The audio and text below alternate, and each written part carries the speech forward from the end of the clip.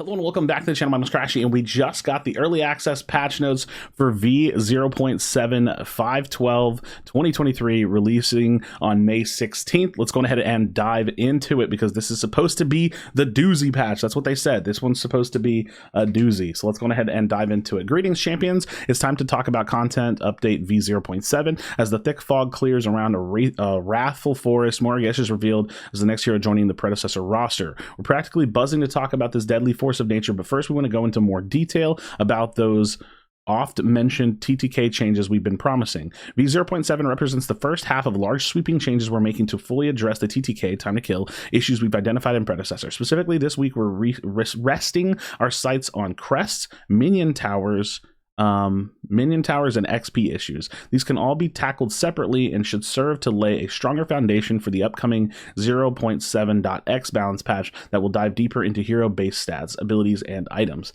It's important that we make those changes in tandem, otherwise we risk creating some rather harsh imbalances. For now, our first goal is to decrease crest sustain and lower their overall stats. This will allow us to create a laning environment where committing to your abilities when trading feels more meaningful, as damage will carry more significance and force opponents to return to base more often. It will also allow us to provide more base durability, making it harder for heroes to take each other out in the early stages of the game when they commit to those all-in pushes. Lastly, it also allows us to decrease minion damage to heroes, as there will be less natural sustain to mitigate it.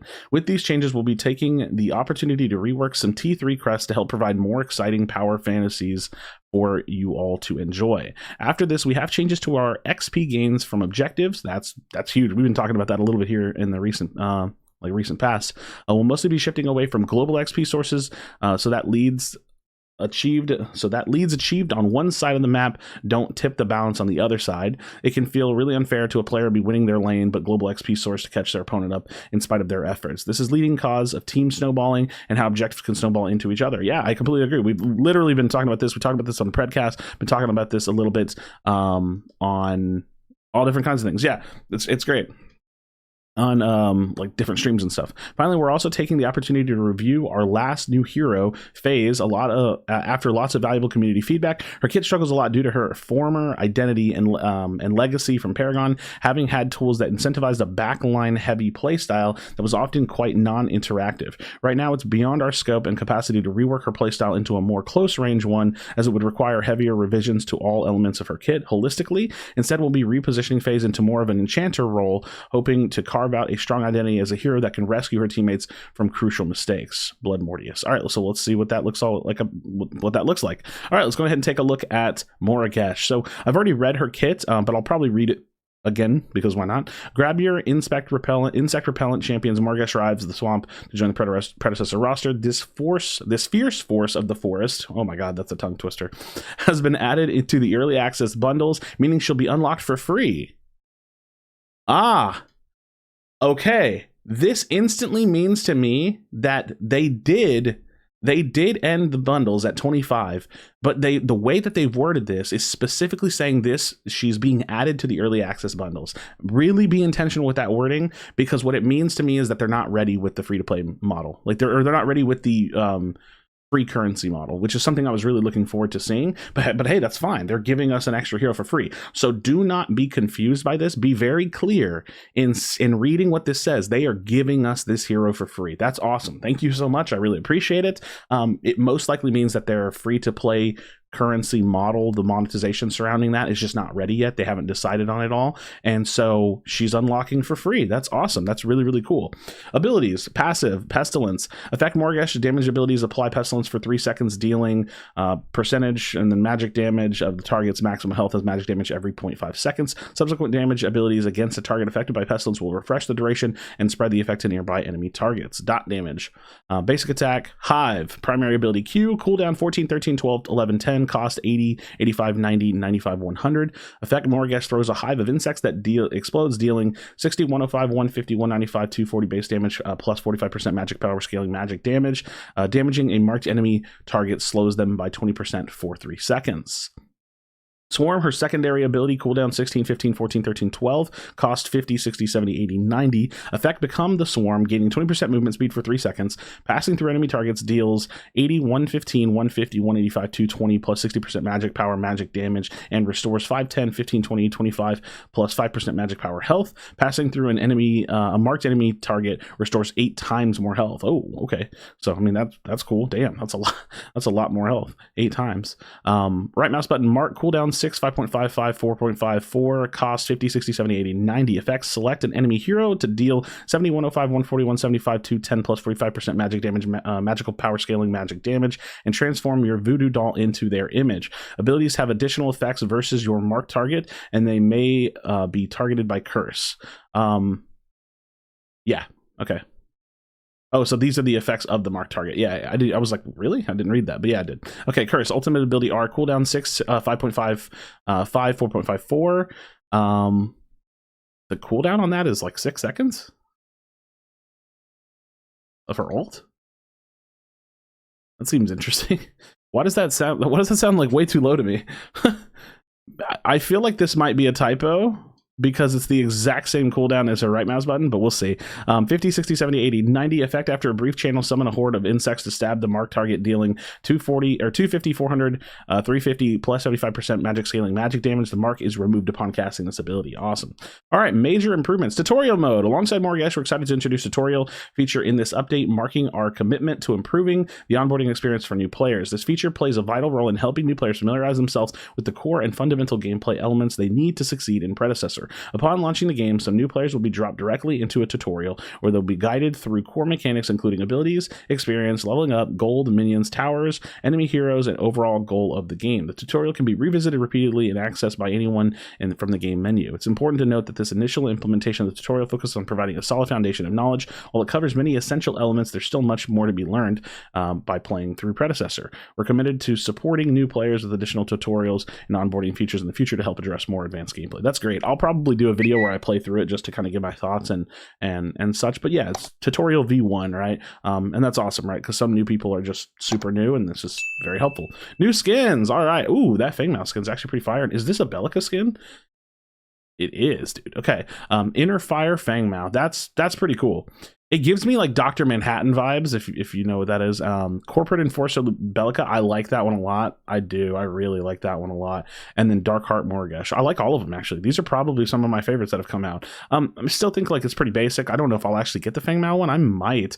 And if I like Morgesh enough, I would probably buy that because that's pretty sick. I don't really play Bellica enough, but I would maybe buy. Actually, all of these are like maybes for me, which usually skins aren't really maybes for me.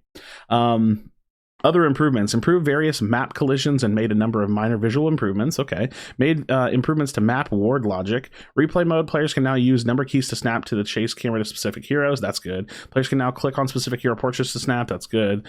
Added a sphere of non-essential terrain deletion around the camera. Cool. Various control fixes. Heroes can no longer attack after the core has been destroyed. That's funny. AI heroes are now correctly blinded by phase psychic flare. Cool.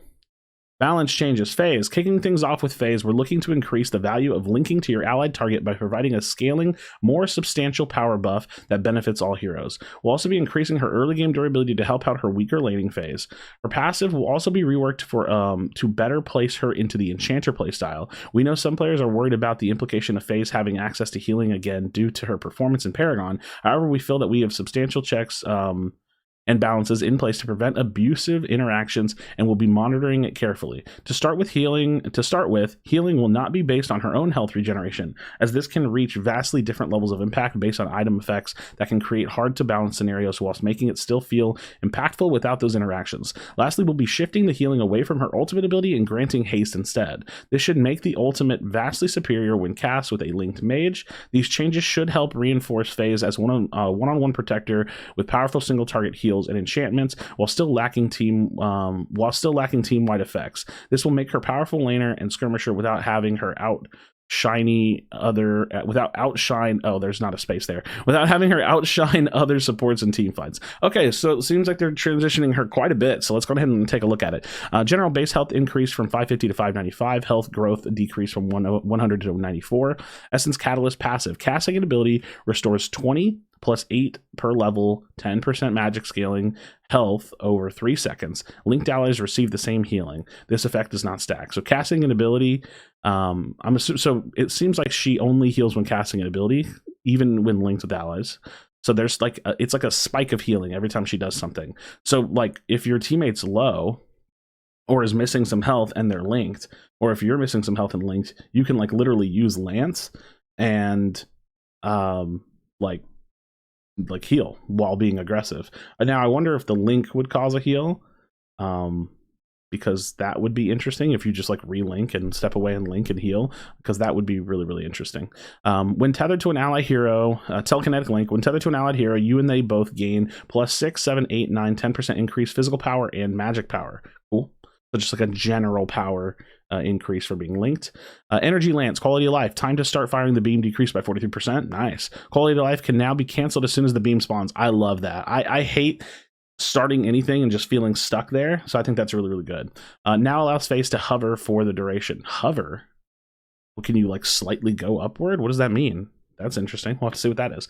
And then Hyperflux, the R, Omnivamp removed. Attack speed decreased from 60, 90, 120 to 50, 70, 100. So way less about attack speed, and grants more, and is now granting haste. So 30, 50, 70 ability haste for the duration. Movement speed changed from 10, 15, 20% to 25%. Movement speed now decays over the duration. Okay. So it starts at, you start at a really high point fast with some increased attack speed, a little bit of increased attack speed, and a lot more haste. Or having haste now. So, okay, this all sounds good. I'm excited to see what she feels like, because it definitely shifted her quite a bit, I would say. All right, let's take a look at the items. Crest. All crests will be receiving about a 50% decrease to healing and, broadly speaking, more equalization across the completion times. We'll also be enhancing crest identity and opening up more paths for every role class to choose from. Marksman crest attack speed increased from 5 to 6. Physical power removed. Health restored on unit kill decreased from 6 to 3. Evolved threshold decreased from 300 to 150. Cool. Yeah, very cool. Sharpshooter crest, physical power removed, added 5% lifesteal, health restored on unit kill decreased from 6 to 3, and then evolved threshold is cut in half again. Eviscerator. We're making Eviscerator more consistently powerful crest by giving it a very high uptime at the cost of its larger power spike potential. This will make the crest a bit easier to use in skirmishes and still a threat for tanks to avoid, whilst not making it an all or nothing tank shredder. Okay. Physical power removed. Rending Strikes scaling increased from 15% to 20%. Rending Strikes ramping damage removed. Rending Strikes cooldown decreased from 90 to 30 seconds. That's really interesting. So yeah, this is going to feel a lot more, you're able to just use this all the time. And I actually am liking that they're pulling physical power off of these, because even sometimes getting your crest ahead of somebody else is like a huge snowball. And this feels like it's going to pull that down a lot, and I like that. Liberator is being honed as a sustain-based crest, but will lack damage as consequence. This should make the choice more meaningful and also make it harder to pick up alongside other sustain options, as doing so could lead to a lack of damage. Ooh, okay. Physical power removed, lifesteal increased from 5% to 8%. Yeah, okay. But it's, but it keeps you alive and you get some lifesteal off of it. Pacifier is a healthy spot, however, we feel Pacifier is in a healthy spot, however we want to interact better with our more ability-based heroes. Physical power decreased from 20 to 10.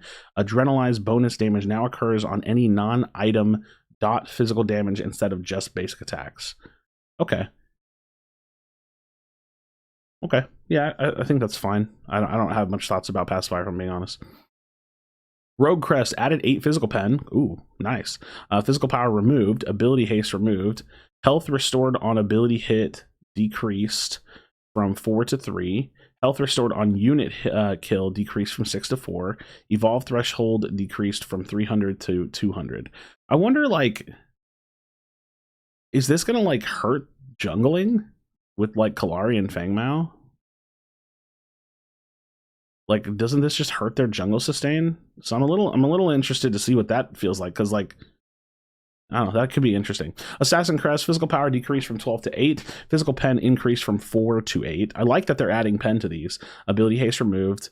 Health restored on, it's the same thing here. Yeah, it's just the same thing for the second part. All right, next, physical power decreased from 20 to 12. Ability pen increased, or physical pen increased from 10 to 15. Ability haste removed. I think that's good. Next is it's like much more of like a killer, and it's losing some power because everything's losing power, and then it's losing some haste. Ortis physical power decreased from 15 to 10. Physical pen decreased from 10 to 8, and ability haste decreased from 15 to 10. I never picked this up anyway, so I probably never will.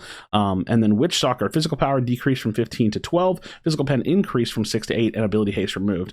All right, rest in peace Witch Stalker on rest in peace Witch Stalker on Crunch. I mean, you could probably still pick it up as opposed to the I can't think of it now, Brutal Axe, but we'll see what Brutal Axe feels like, and then we'll make a decision about what we pick up on Crunch, but maybe not be using Witch Stalker on Crunch anymore. We'll see. Warrior Crest, health removed, health restored scaling changed from 3% maximum health to 8% total physical power.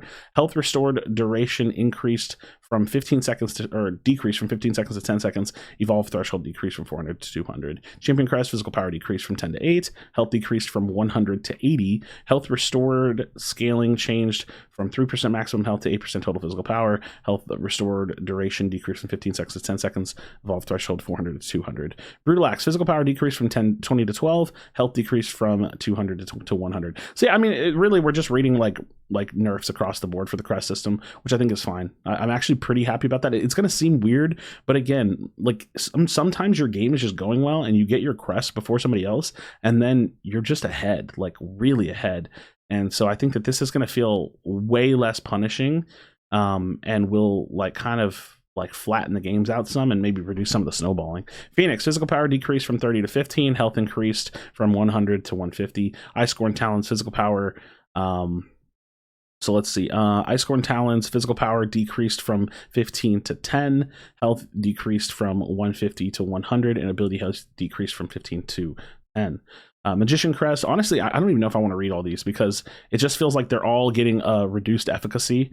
And I think this is much more specific to your role and like what you play, and honestly I'm a little like checked out of it because I'll learn it over time. That's a weird thing to do for a video, but I think I am just gonna like, hey, take a look at these, read them. I don't want to spend too much time on them because they're really all just becoming slightly weaker versions of themselves. They're not really changing too much, which I think is totally fine. Now for this one, I'll actually read it. Obelisk, as a crest, is very accessible. This meant it should not easily break the rule of a hero who's fallen behind, providing value when killed. Negative bounties exist to prevent a behind hero providing a harsh snowball to the enemy team. Obelisk gaining magical power on generic takedown broke this and led to some very unfair scenarios. Health removed. Condemn stack forgiveness window decreased from 4 seconds to 3 seconds. Condemn scaling from 30% to 20%. Cooldown decreased from 30 seconds to 20 seconds. Soul Stealer no longer grants souls on takedown.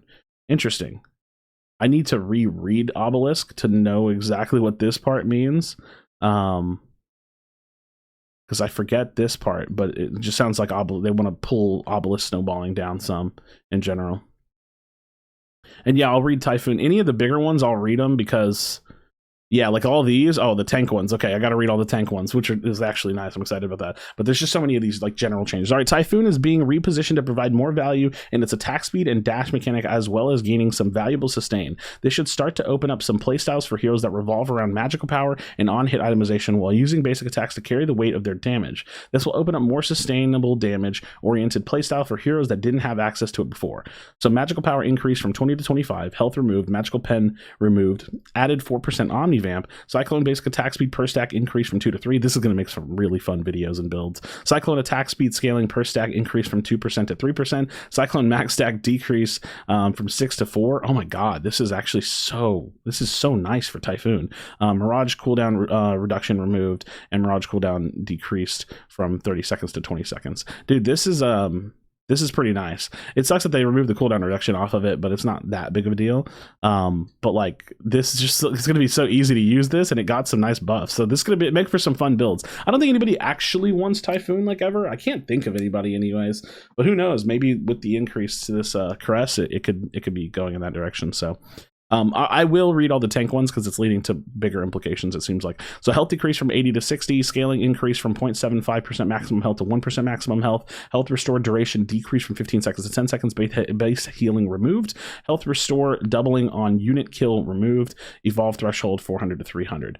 Goliath Crest, health increase from 150 to 160, health regeneration removed, scaling increased from 0.75 maximum health to 1% maximum health, health restored duration decreased from 15 seconds to 10 seconds, base healing removed. Near war boots. War boots always provide an advantage that was unclear to both the user and the opposing heroes. We're shifting the sustain to benefit an all-in playstyle, making it more readable and have the potential to last long periods of time if the user can keep the fight up, keep up in the fight. That sounds interesting. Health increase from 175 to 180. Health regeneration removed. Resilience changed. So resilience is gain 40% decaying movement speed and regenerate 1.5% of your maximum health per second for 4 seconds. After the duration, continue regenerating 0.75% of your maximum health per second until exiting combat. At the duration, continue regenerating 0.75% of your maximum health per second until exiting combat. Dude, this sounds so strong to me. Depending on what Razorback feels like, this may be the tank crest.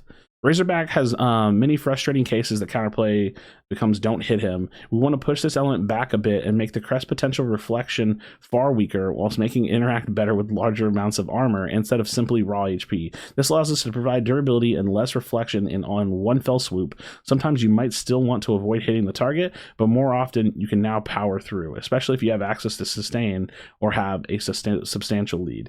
Health increased from 150 to 160. Physical armor decreased from 15 to 10. Magic armor increased from 8 to 10. Health regeneration removed.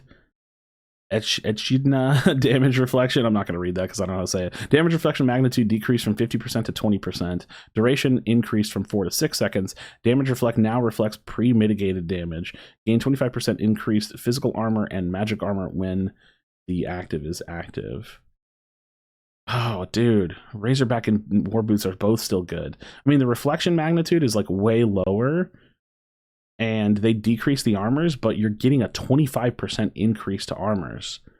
I need to test to just feel like, to find out which one I feel is just more tanky, right? Because bumping a physical armor, like if they don't, like, if this wasn't a thing, right, I think War Boots would be better, but like just bumping your armors, like you don't, this is so good. Like it's so good.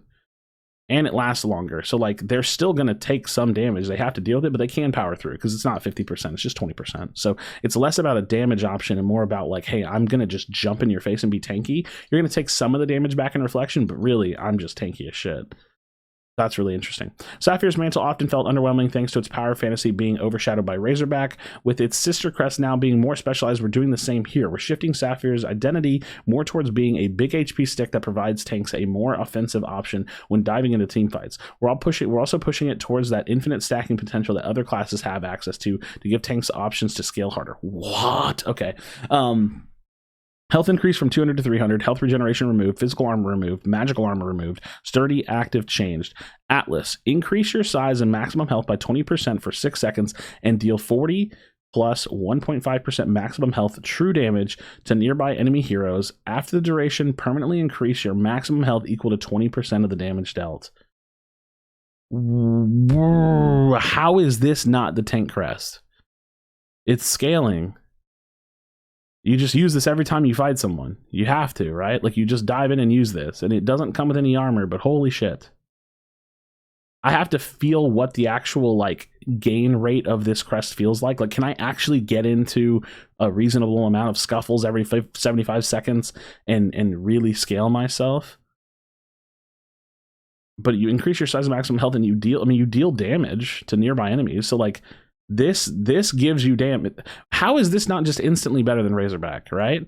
Because this just gives you damage and you're scaling. So I just feel like this is better no matter what. I could be wrong. I need to test everything and feel it out, but oh my gosh, all the tank crests feel amazing. Yeah, okay. And like I said, I probably won't read any of the other crests unless they are pretty big, but it doesn't seem like it. Okay. Woo! All right, let's look at some of the items now. Mage item, Dreambiter, chilling spell, slow magnitude adjusted to 10% for dot abilities. Okay.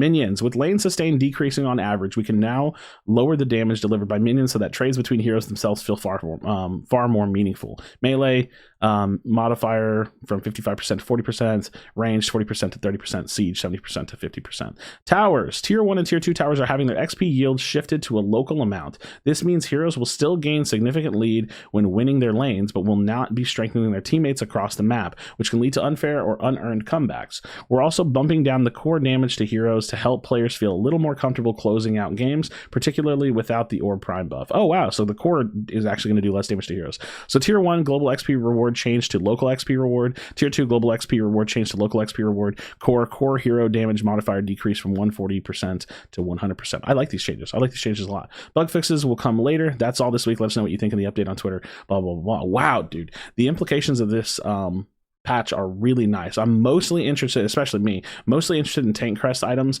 I think Razorback is probably, I'm not kidding when I think Razorback will probably be the weakest option of the tank crest. But dude, this 25% bump to physical armor and magic armor is like, it's not nothing while still being able to reflect damage, and the duration is increased. I don't know which option I'll like more, and it actually may just be that they're balanced and is game by game. But Sapphire's Mantle sounds amazing, and so does Near War Boots.